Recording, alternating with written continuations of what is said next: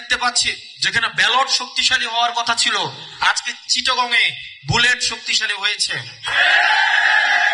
আর যারা এই ব্যালটের পরিবর্তে বুলেটকে বেছে নিয়েছে, আমরা তাদের বিচার করব। যারা ব্যালটের পরিবর্তে বুলেটকে যারা বেছে নিয়েছে এবং বাংলাদেশকে সংকটের মুখে ফেলছে, আমরা সরকার গঠন করার পরে তাদের বিচার অবশ্যই আমরা করব।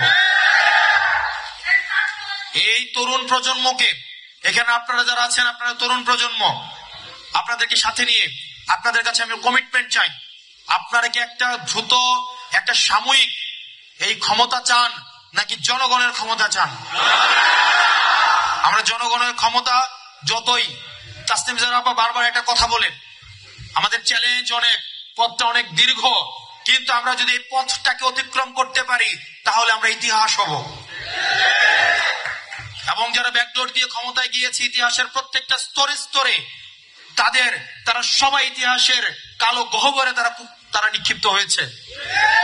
আমরা ইতিহাসের কালো গহ্বরে নিক্ষিপ্ত হওয়ার জন্য আসে নাই, আমরা ইতিহাস রচনা করতে এসেছি। যে ইতিহাসে আমরা জালিমকে হাঁটিয়ে, আমরা মজলুমের আমরা রক্ত দিয়ে, যারা মজলুম যারা রক্ত দিয়েছে তাদের রক্ত দিয়ে আমরা স্বাধীনতা লিখব।